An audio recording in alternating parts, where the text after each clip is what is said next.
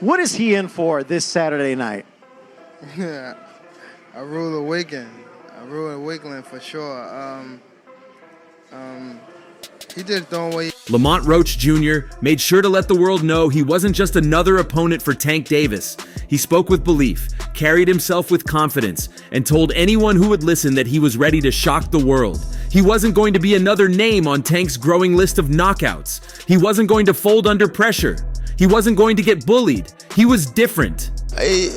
I don't know Lamont Roach, but, you know, when you're looking at Shakur Stevenson, when you're looking at, you know, these other fighters that he should really be fighting, you know, he don't want to do them fights. And yet, just like so many before him, Roach's belief was just that, his belief. From the moment this fight was announced, it felt like the entire boxing world already knew what was coming. Roach could say all the right things, work his tail off in training camp, convince himself that he was cut from a different cloth, but in the end, he was still stepping into the ring with a destroyer. And when that bell rang, reality hit. He's gonna sleep for sure. Soften him up, then fry him. Davis already built a reputation as one of the most feared punchers in boxing. He wasn't just knocking people out, he was ending careers, taking confidence, shattering chins.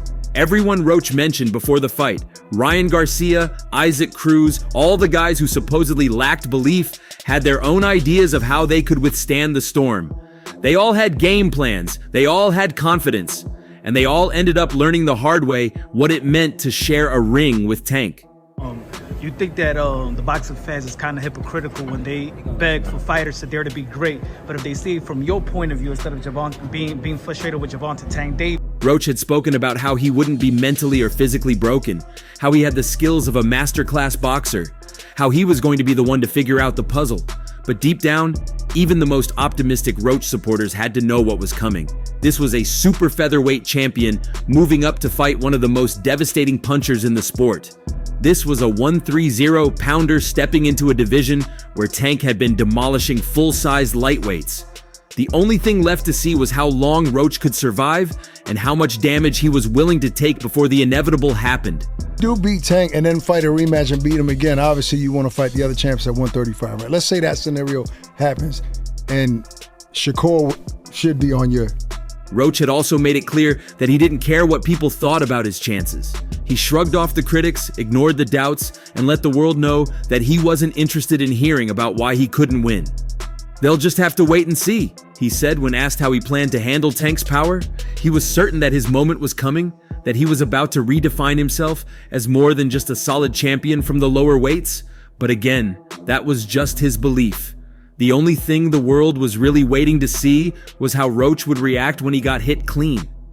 Would he try to tough it out like Pitbull Cruz and make it to the final bell? Would he get put down early like Ryan Garcia? Or would he go out in a way that no one expected? Those were the real questions. And once they were answered, the conversation quickly shifted. Why is that respect not necessarily carry over into fight night? For me, because like this what I do. This is Tank's victory was expected. What people really wanted to talk about was what came next. Shakur Stevenson wasted no time jumping in. He was already locked into his online feud with Tank, and he wasn't about to let this moment pass without adding more fuel to the fire. As soon as the dust settled, Stevenson was on X, calling Tank goofy and telling him to stop talking and just make the fight happen. But Tank wasn't about to let Shakur control the narrative. In fact, he made it very clear that he saw through everything Stevenson was trying to do. He's just trying to rush in because he heard I might retire, Tank told the media. They're tired of him, man. His people trying to cash him out before y'all see what he really is. Boxer. But everybody be talking shit to Gervonta, it don't be coming out good for them, my nigga. I'm just keeping it real. he obviously a superstar, but just cause it's who he is, this don't change no program that I got going on. I'm here to win. I've been coming to win, and I think the same result gonna happen on December the 14th. This wasn't just talk. There were real whispers behind the scenes that Top Rank had lost patience with Stevenson. He wasn't the star they thought he would be. He wasn't selling. His last fight had been so dull that fans literally walked out before the final bell. Now, instead of building himself up, he was trying to force his way into a fight with Tank by making noise online, and Tank wasn't having it. "You ain't got enough clout for me to care," Tank said. "If you really want to get to me, go fight Keyshawn Davis first. Handle that." then we'll talk. I'm not looking at Lamont the way that everybody else look at Lamont. Like I know Lamont is a really good fighter. I'm not. This ain't no Frank Martin. That's all I'm gonna say. Yeah. It's a real good fight. Shakur and Keyshawn had already made it clear that they weren't interested in fighting each other. They called themselves brothers, but Tank wasn't buying it. As far as he was concerned, if Shakur really wanted to prove himself, he needed to stop hiding behind excuses and start taking real risks. Go fight your brother and show me something, Tank said. Then maybe I'll care. This wasn't what Stevenson wanted to hear. He had expected a simple back and forth, another war of words that would drum up interest. But instead, Tank had put him in check. Now the pressure was on Shakur to do something, to prove he was worth Tank's time.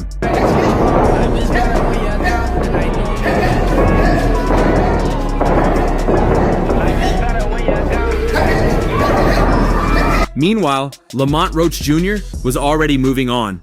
He had lost, but he wasn't done. He had been talking about fighting Jose Rayo Valenzuela before the Tank fight even happened, and now that he was back at 130 pounds, that was still the plan. Valenzuela was fresh off a career-changing win over Edwin de los Santos, and he was looking for another high-profile fight. Roach, despite the loss, still had his name value and his WBA super featherweight title. It was the kind of fight that made sense for both guys. Roach knew he had just been through the toughest test of his career, but he wasn't going to let it define him. He still believed in himself. He still believed he was a world-class fighter. And now, instead of dwelling on what went wrong, he was ready to get back to doing what he did best, fighting guys his own size.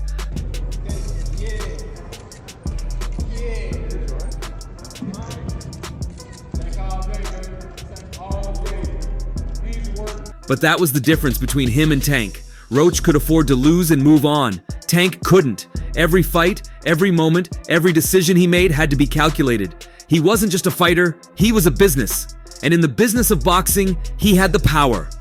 For now, Tank held all the cards. If he wanted to fight Shakur, he could. If he wanted to fight Keyshawn, he could. If he wanted to ignore them both and go straight for a mega fight with Devin Haney, he could do that too. The only certainty was that no matter what happened next, Tank was still the king.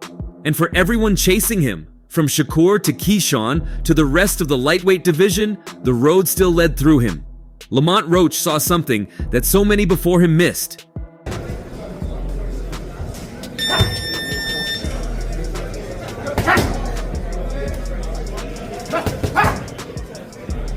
He believed he had uncovered Tank's greatest weakness, his lack of focus. Roach had studied Tank, listened to his words, and come to a bold conclusion. Davis was distracted. The talk of retirement, the constant social media antics, the way he sometimes seemed more interested in life outside the ring than inside it, it was all evidence that Tank's mind wasn't fully on boxing. And to Roach, that was the opening he needed to do what no man had done before. But seeing a weakness and exploiting it are two very different things. And when it came time to fight, Roach just couldn't take advantage. I think he actually took this fight for the naysayers and all this and all the people talking shit about the fight. I think he actually took the fight because he know that I'm a dog, and he want to prove his skills against a dog. So I'm gonna show y'all what happens when two dogs get in the ring together. Before the fight, Roach had spoken with conviction. He told Give Me Sport that Tank's words about retirement were a clear sign of a fighter who had one foot out the door. Honestly, I think that's the wrong thing to say to a guy like me because I'm going to try and exploit that, Roach said. He believed Tank was there for the taking, that this was the moment where the boxing world would see him dethroned. But when the bell rang, Roach quickly realized that Tank's so-called lack of focus didn't make him any less dangerous. Even if Davis had spent more time talking about retirement than training, even if he had taken Roach lightly, it still wasn't enough to tip the scales in Roach's favor. The skills, the power, the experience, it was all too much. I say 9th round. What? I say 9th round. You said 9th? Yeah. What's your response to that, Lamont? Look, he got scared. Look. He looked at 9th. I'm telling him, you saying you going down in a 9th? Roach had spent months watching Tank's old fights, picking apart his tendencies. He knew that Davis often took his time in the early rounds, studying his opponent.